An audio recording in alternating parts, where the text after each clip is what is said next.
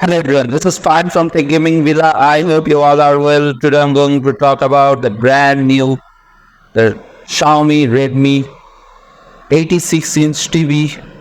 The entire Redmi X86 uses rear panels, so you don't have to worry about getting IPS in the lottery. Although IPS and rear panels have their own advantages and disadvantages.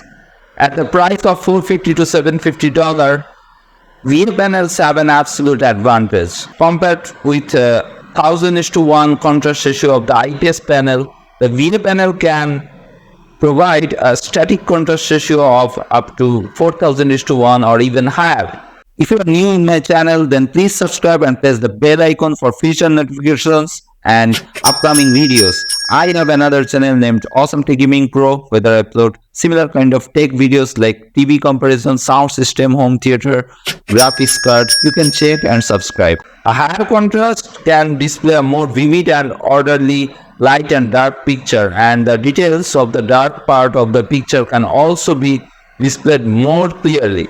In terms of screen parameters, the VA screen used by Redmi X86 has a brightness of 200 to 300 nit, a contrast ratio of up to 5000:1, a 78% DCI-P3 color gamut, a screen resolution of 3840:2160, and a 10-bit color depth that can display 10 hundreds of millions of colors and a refresh rate of 60 Hz. It is also worth mentioning that according to the official statement, each Redmi X86 has been calibrated before leaving the factory to ensure that the delta E value is less than 3, which is compatible to the display in terms of color accuracy. This TV is ideal for watching football games. This TV has MEMC motion compensation technology. You should know the importance of MEMC motion compensation technology. MEMC is a motion image quality enhancement technology in display devices. It improves the picture playback effect through motion estimation and motion compensation frame insertion, especially for high-speed motion images. MEMC can significantly improve dynamic clarity and fluency without smearing or freezing. It can be said that MEMC technology is tailor-made for sports scenes such as football games. So, who want to watch the World Cup if the TV does not have MEMC motion compensation technology? Just don't think about it and pass it.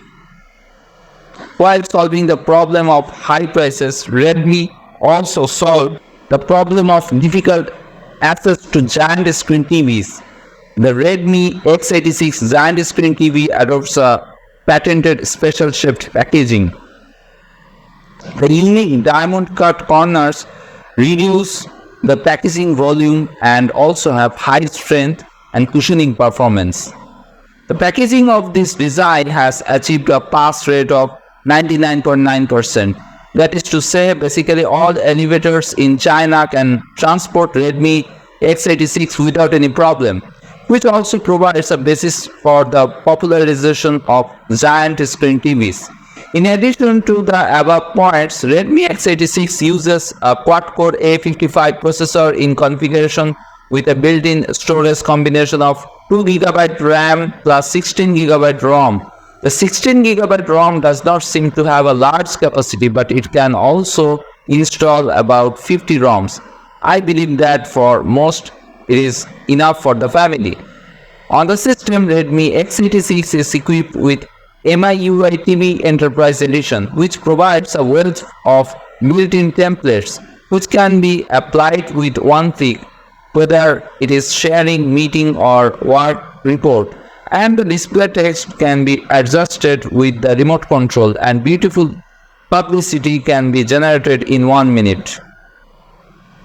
The Redmi X86 is a full screen design with narrow borders on 4 sides with a screen to body ratio of 97%. The Redmi logo is located in the middle and lower positions, and the physical buttons are directly below. The size of the TV is 192 cm into 110 cm into 9.2 cm, and the span of the bracket is 44 cm. So pay special attention to the size when choosing a TV cabinet.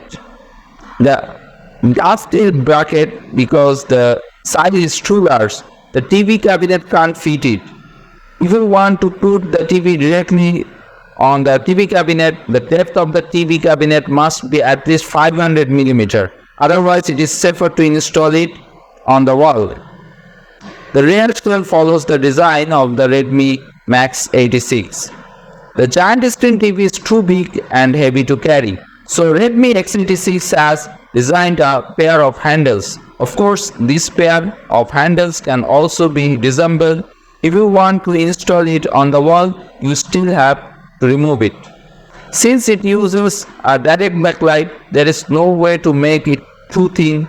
The thickest part of the lower part is 9 cm, but the Redmi X86 has a curved design viewed from the front. It still feels very thin behind the TV. From top to bottom, USB 2.0, USB 3.0, HDMI 2.0, HDMI 2.0 ER, coaxial audio interface, 3 AV terminals, an old antenna interface, and an RJ45 network cable interface at the bottom. Let's talk about the HDMI 2.0 ER port here. In addition to receiving video and audio signals, it can also transmit audio signals from the TV sources to external power amplifiers or audio devices that support related technologies. This port can be used to connect various power amplifiers and soundbars. If you see the Redmi X86 color gamut, the actual measurement has 91% of the sRGB color gamut, 68% of the RGB color gamut, and 69% of the DCI-P3 color gamut. Its brightness and contrast is okay. On standard mode, the measured maximum brightness is 350 nit and the contrast ratio is 3500:1, but it can be seen that the color temperature is as high as 11,000 at this time, which is a bit cold, or the white is very white.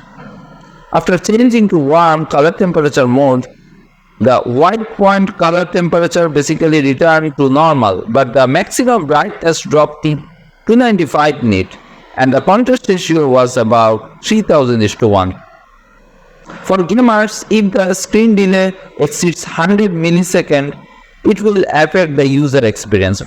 For games like role-playing and strategy simulation, a delay time below 80 milliseconds is barely acceptable.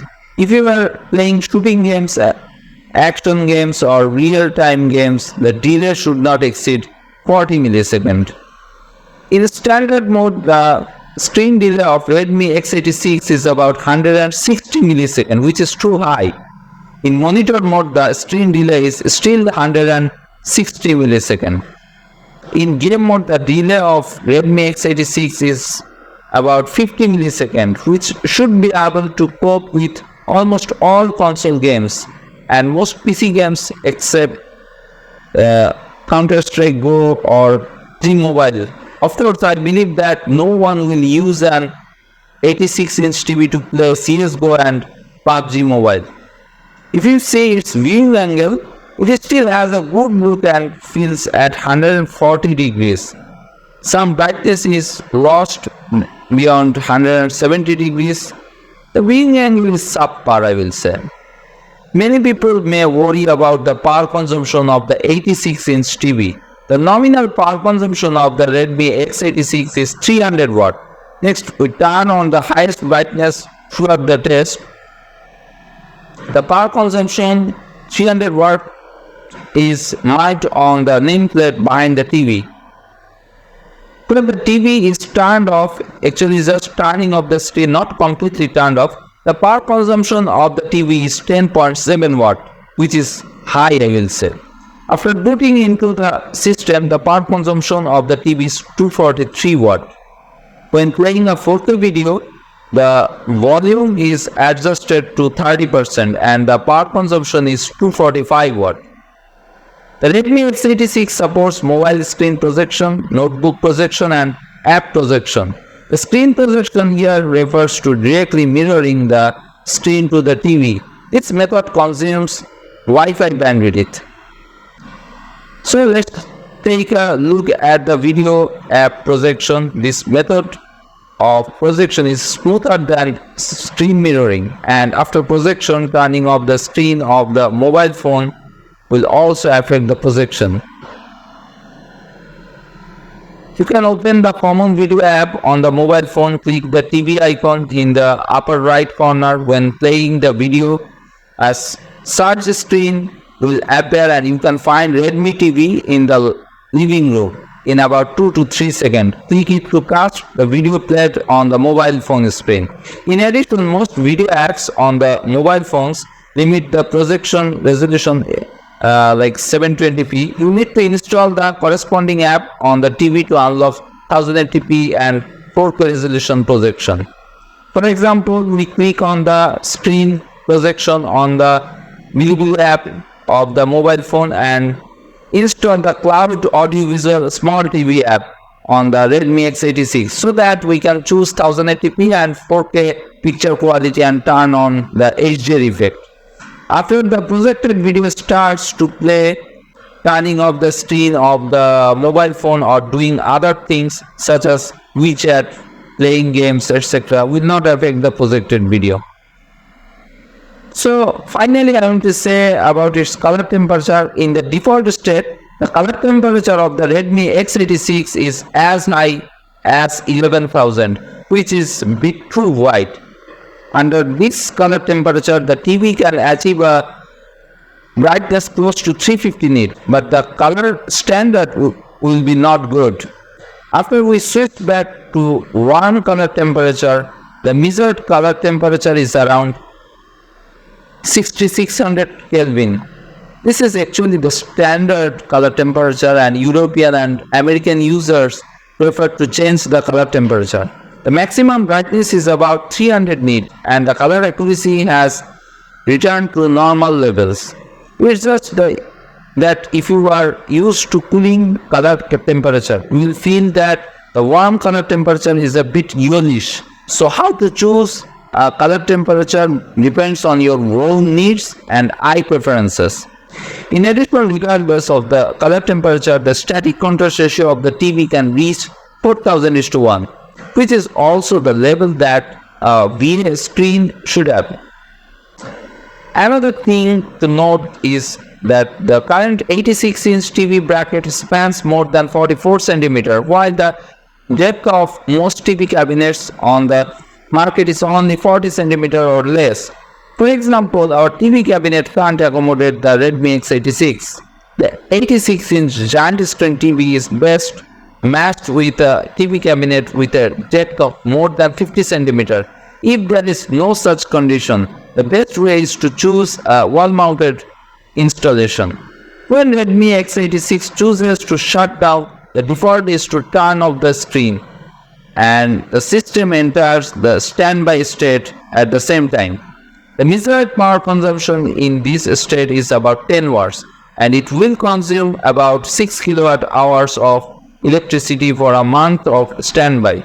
While playing 4K video at the highest brightness, like 30% volume, the power consumption of the whole machine is about 250 watt and it will consume a kilowatt hour of electricity after 4 hours of use. In addition, although the Redmi X86 officially only chooses to support HDR10, it does not support Dolby Vision. However, in Tensor's cloud audio visual laser app, the test result is that this TV can support Dolby World and the screen display is normal when the Gensai audiovisual is turned on when playing a video. Redmi X86 does not support a 120 Hz high refresh rate, which is indeed a bit of a pity, but considering the price, it is difficult for you to ask for an 86-inch giant screen TV that costs around $710 to do more. If there is indeed a rigid need for a 120 Hz high refresh rate, Redmi Max 86 will be a better choice. For most families in China, if you spend around $1450 to buy an 86-inch TV, you may be opposed by your family members, but When you tell them that this 86-inch TV only costs more than $570, I believe that the voice of opposition will be much smaller and you can even get support. The significance of the Redmi X86 is that it provides an 86-inch giant screen experience at an extremely low price. Maybe you who like to play games will pursue HDR and 120Hz high refresh rate, but for the vast majority of domestic audiences, the shocking look and feel brought by giant screen TVs is more important. They don't care whether there is a parameter of 120 Hz or even most of them people don't know this parameter at all. With the launch of Redmi X86, it is certain that more manufacturers will follow up soon. I believe that we will see more 86-inch TVs costing more than $570 in the near future, which also means that the era of giant screens has truly come. The official price of the Redmi X86 giant screen TV is $700, but many third-party sellers can offer a price of $680 or even lower. Students who are sensitive to prices can pay attention when purchasing. So I will say it not only stands out with its massive screen but also features a beautiful design, ultra thin bezels and high quality speakers that will surely satisfy movie buffs, Netflix enthusiasts and football fans alike. I would say this Xiaomi TV is its remarkable size and prominence. To better accommodate this TV, one should ideally have a spacious living room or conference room. Firstly, to make the space look modern and stand out with this 86-inch TV as the centerpiece, and secondly, in a larger room, I will have a better viewing experience, enhancing immersion and inspiration. It boasts flat square edges, adding to the elegance of the device, while the ultra thin screen creates a borderless feel, making it incredibly impressive. Optimizing the ultra thin bezels not only enhances the aesthetic appeal of the living space but also improves the viewing and entertainment experience, making it more impressive and captivating for users. Regarding the overall finish, a quick check around reveals that the device is all around excellent, with anodized aluminum alloy adding durability and sophistication. It must be said, however, that the 86-inch size is quite large, making the TV appear massive and heavy. So what's your thought about this TV? Will you buy this cheap TV? I think if you are a gamer, this is not ideal for you, but if you are a casual TV watcher and you are a budget friendly, then you surely buy this TV. So leave me your thoughts in the comments below. That's it from now.